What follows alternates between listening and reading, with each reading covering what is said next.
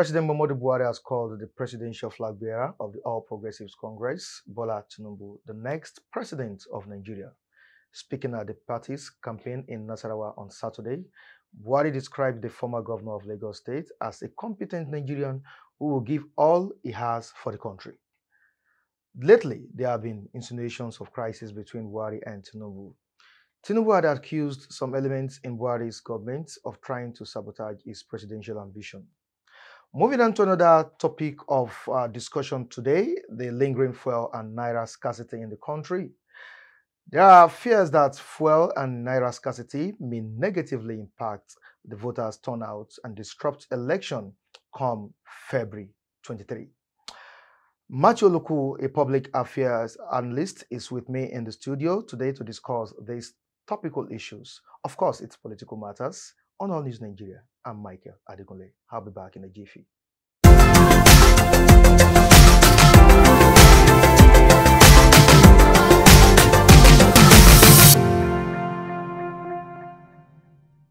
Welcome back to the program.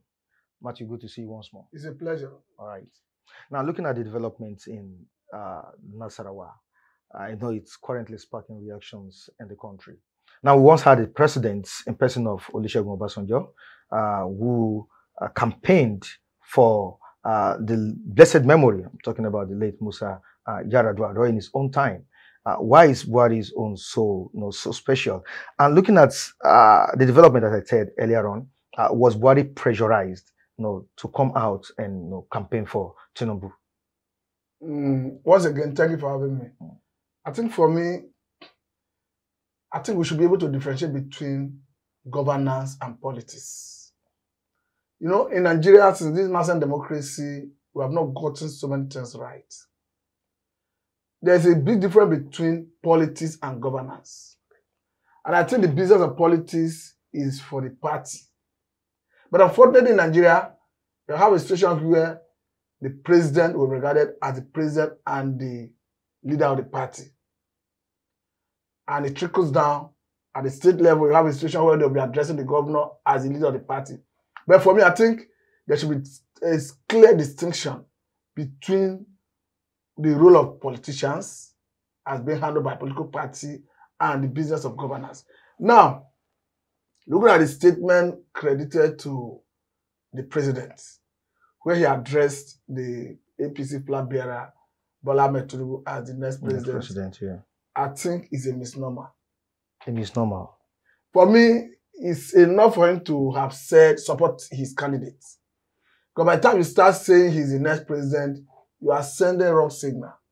Are you not considering the crisis that people have been insinuating that it's going on? You have all it takes between the two. What I'm trying to say is he'll be justified. Nobody will criticize him if he supports his candidate. But calling him the next president, it will send wrong signal because people will be looking at your power as a president. That you may want to use that power at your disposal to perpetuate him into power, whether he wins or not. I would have preferred a situation where he campaigned for him just like he did, but address him as next president, for me, is sending a wrong signal. It's a wrong signal, but he's also a member of the party. He's a member of the party, and he'll be most justified. Because Obasanjo also did that to the late Musa Yar'Adua. Okay, for instance, we knew Obasanjo at a point even cited winning by all means and all that. So we don't use wrong example to justify an action. For me, as a president, he's the president and the commander of the armed forces. He's the father of the nation. There are some statements that are unbecoming of a leader of his status. For me, there is nothing wrong in campaigning for him, drumming support for him, asking people to vote for him, using his influence to make people vote for him. But address him as the next president, I think that statement is not in order. So it's a no for you. Yes. You don't welcome that statement. Like I rightly said, I say it will go to send wrong signal. Wrong signal. Because people will be looking at leading different men into it. Some security agencies may even take it beyond what he has said.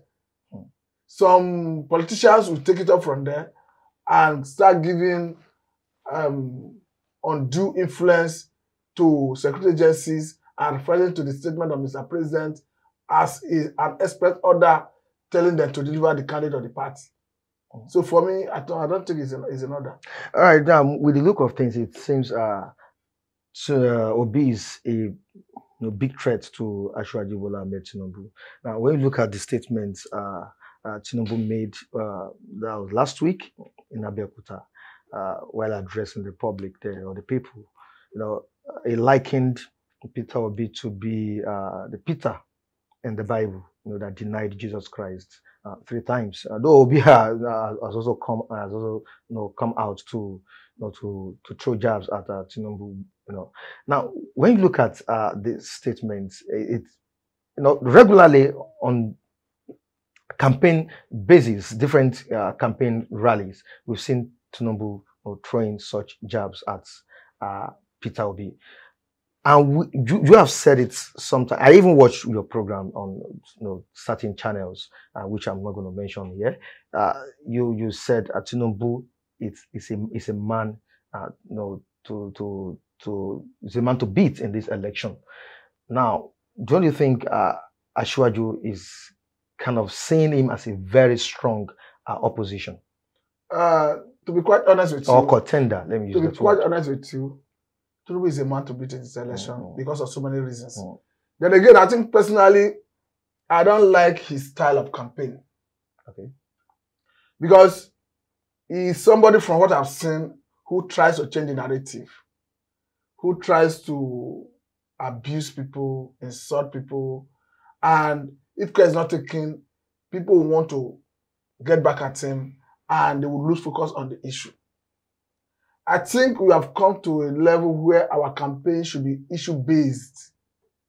As we stand today, we have an issue of insecurity.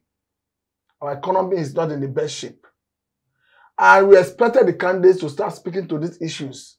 What are your policies to address the economy? As we speak, the last report that came from National Bureau of Statistics says that 133 million Nigerians are extradimensionally poor. We needed a government or candidates that will be speaking to those issues. As a party that have the government in place, I mean APC, the candidate of the party should be looking at the policy of this government that is not working, that plug Nigerians into poverty. What alternative policy do I have? Okay. I think those are the things we should be hearing. Not so a candidate calling names, calling governor a small boy and all that. I don't think those statements are healthy for our national democracy. Is Obi really a small boy? You see, he might not be a small boy, but I think he may want to despise him. But for me, I think people should stay on the issue. Then looking at whether Obi is a threat or not, I think Obi is more of a threat to PDP than APC.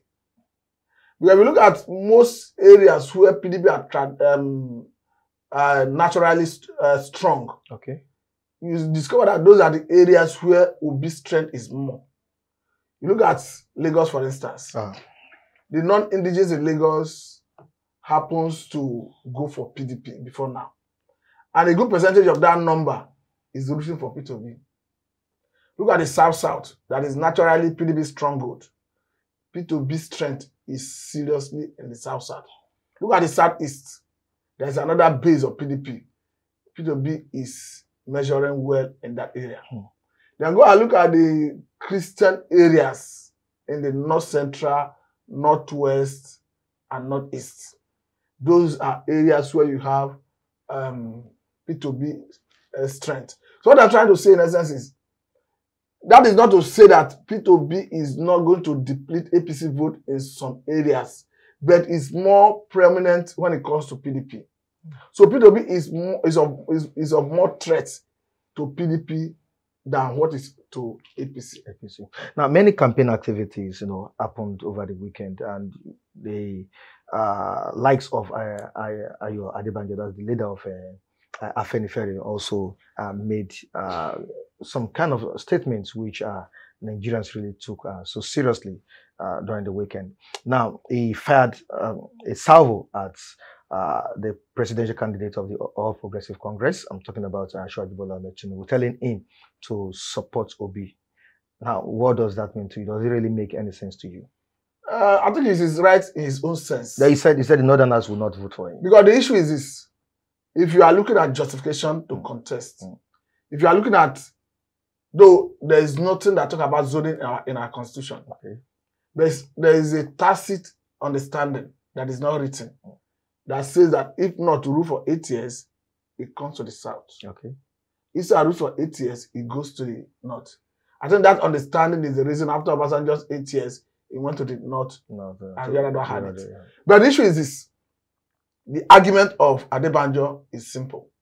If you are saying it's justifiable for the South to take a turn at Aso Rock because the North has stayed there for 8 years, then I should see that justification of saying, if you come to the South, Obasanjo have ruled since this national democracy from 1999 to 2007. Jonathan from the South have ruled for 6 years. Since this national democracy is only the southeastern part of the country from the south that have not ruled. So I think that is the basis for which Adebanjo is saying that P2B needed to be supported. So I think he's justified. He's justified. Yes. By the statements. Yes.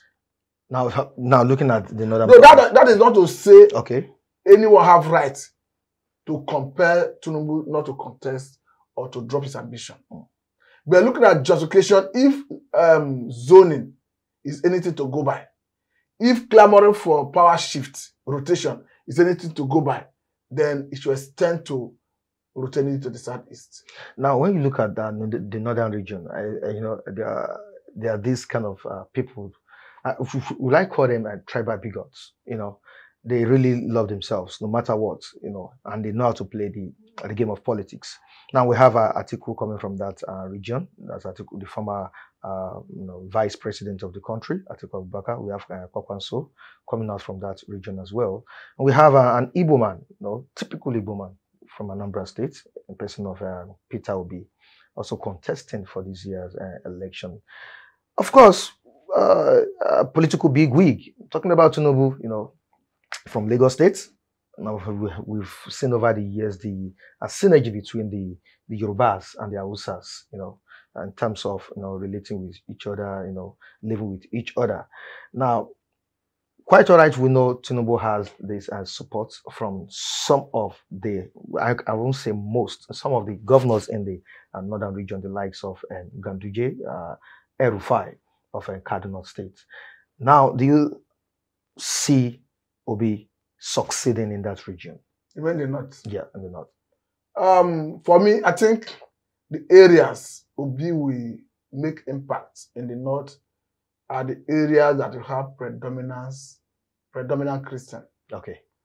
You look at the areas like Nasarawa, you look at Benue, you look at Plateau, you look at Southern Kaduna. I think those are the areas. In Borno, you have some Christian, but though the percentage is not much. But what I'm trying to say in essence is areas where you have Christian dominated. For me, those are the areas he's going to measure well in the north. But put together, I think Obi is one of the candidates to beat. Because if you look at the percentage of youths who registered recently, who are rooting for P2B, you will understand that it is not by circumstance. It's not by coincidence. Because they are tired of the old order. People needed a change. And they see Obi as the agent of that change.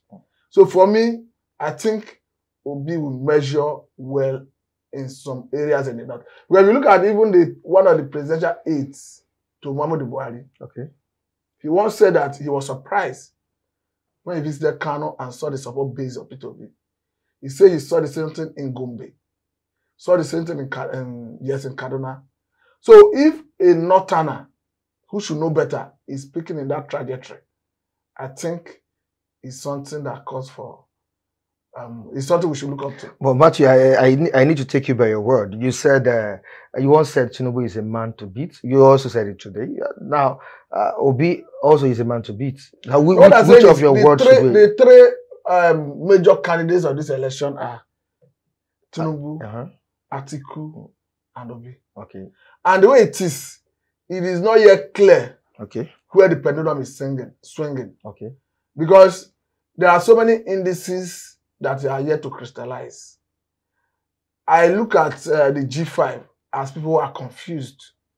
Who are confused? Because the way it is, we are seeing people make some threats that they are not able to fulfill.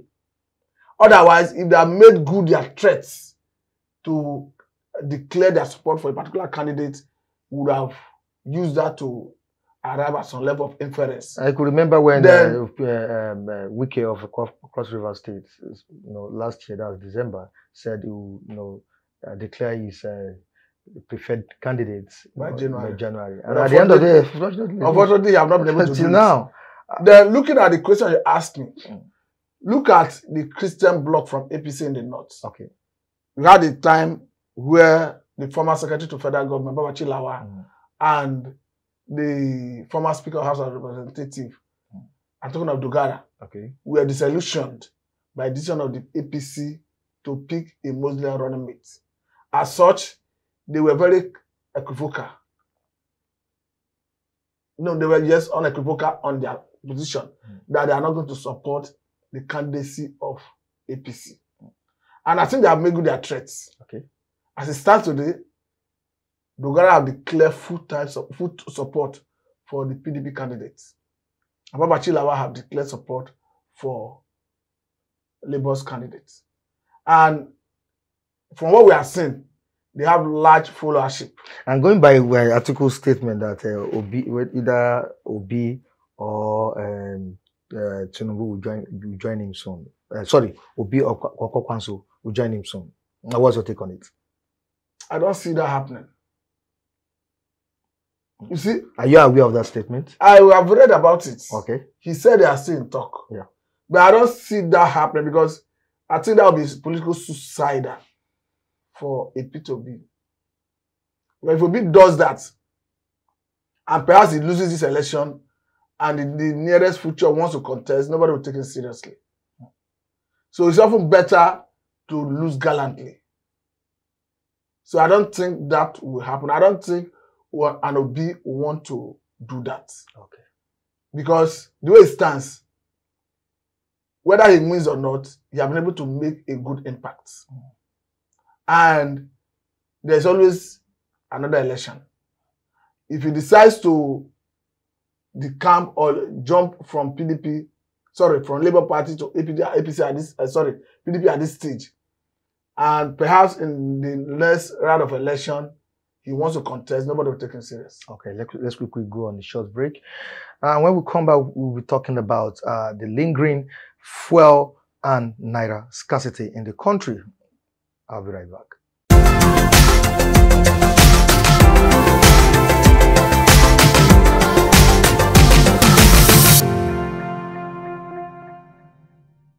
Welcome back to the program. Like I said earlier on before we moved on the short break, I said we'll be discussing on the lingering fuel scarcity and Naira saga in the country.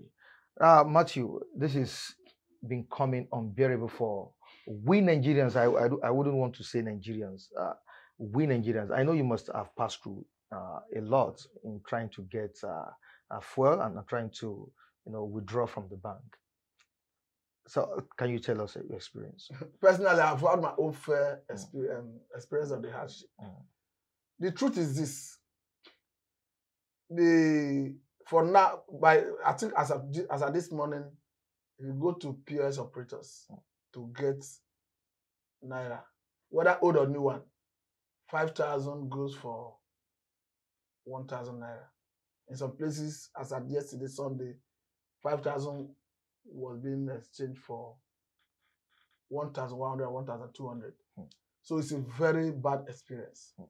But let me speak a little bit about the policy before coming back to this. Okay. For me, ab initio, I supported the policy. Okay.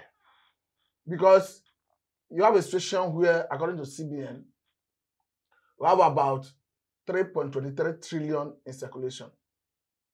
Out of that total amount, you have about 2.27 trillion outside the banking system.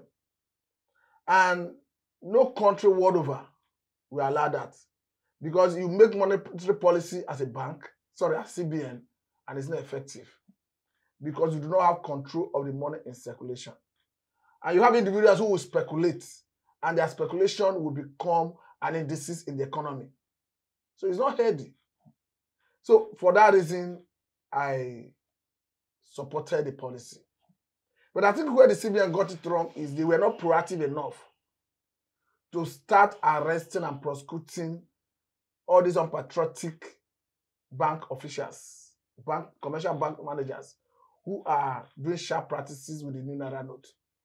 If you look at the statement that came from the CBN governor when he visited Naira recently and made a press statement, you agree with me that because he did say that in the first phase of that policy, that they would be able to mop up 1.9 trillion naira, which represented 75% of the 2.27 trillion that was outside the banking system.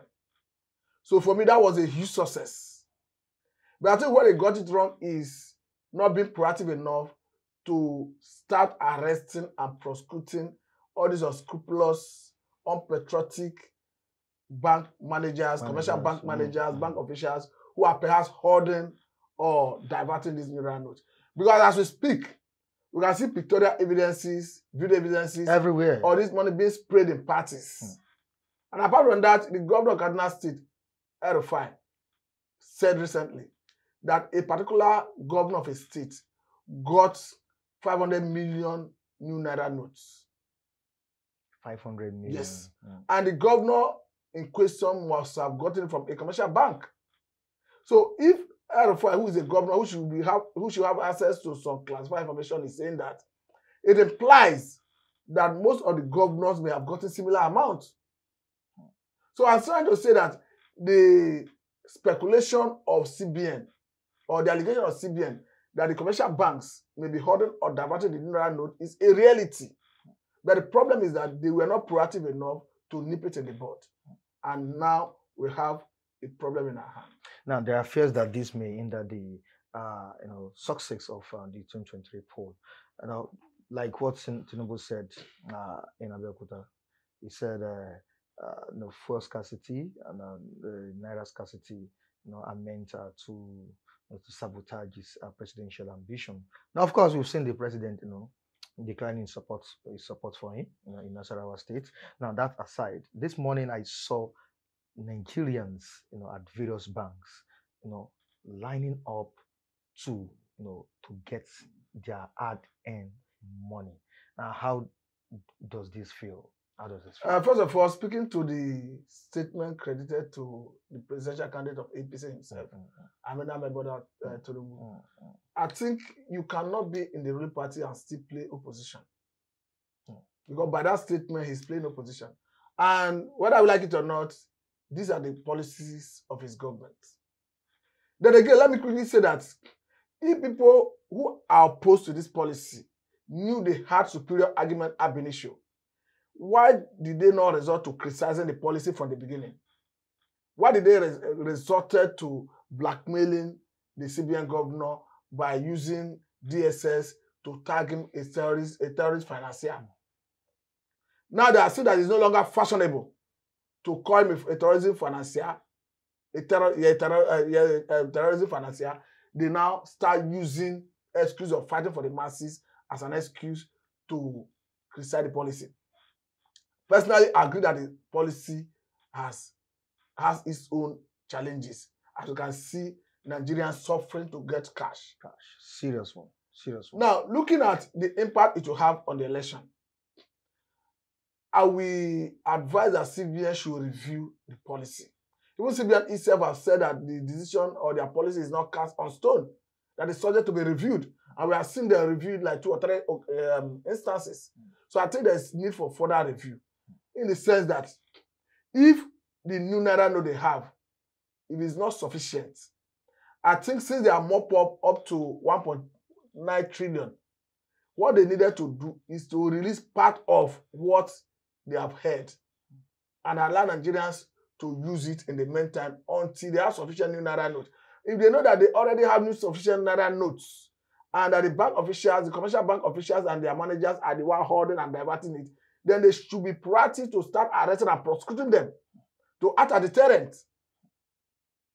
Then, looking at the fuel issue, I think the independent marketers have said it repeatedly that NNPC is no longer selling to them directly. And we all know that NNPC is the sole importer of PMS, premium motor spirit. Yeah. So if we have a situation where there is disruption in the distribution chain, I think we should be asking NNPC what is the problem. And as we speak, Mr. President Muhammadu Buhari doubles as the president and the substantive minister of petroleum resources. So the whole thing revolves around Mr. President. Now the question we should be asking NNPC is, what is happening in the distribution chain? Because if you are not selling to marketers directly, you are selling to some persons who in turn sell to marketers. For me, I'll be left with no option than to speculate that perhaps the price of refined product will increase in the international market where they are importing it from, and NNPC perhaps do not want to absorb further increase. They now diplomatically push it to consumers by selling to other people other than the independent marketers, who now in turn sell to marketers, so that the NNPC will be justified to say we are not the one that jack up the price. Nobody is fingering anybody, and somebody shouting is targeted at him. So I'm at loss as to why somebody will be making that claim. Okay, even the so-called Naira redesign that is meant to, to curb insecurity in the country, to curb corruption, is even in the hands of terrorists. No, because there's a video that went viral recently. Yes, I've not watched it, but I've heard it. Yeah. But let me quickly say this: that if, as it stands today, we have heard instances where Nigerians will pay, individuals will pay 100 million, 80 million, 50 million as ransom. And let's assume some chunk of this money is still in the hands of the terrorists. Will it not become a waste and ordinary paper at the expiration of the deadline of this policy? So there's no way you can throw away the baby with the bathwater. There's no way you can say the policy is entirely bad. The only area I'm faulting CBN is that they were not proactive enough. Because hence we already seen video evidences, pictorial evidences of how this money is being spent in parties. It means people definitely diverted it. Let alone the allegation that is being made by the Kaduna State governor that a particular governor had access to 500 million of that Naira note. So I say that CBN, the area I'm faulting CBN is that they were not proactive enough to nip these sharp practices in the bud. Otherwise, the policy is a very good one. All right, thank you so much, Matthew. I really appreciate you for coming on board. It's a pleasure. Thank you so much. And on this note, we say goodbye to you on today's edition of Political Matters. Join us next time on the same platform. Michael Adekunle remains my name. Bye for now.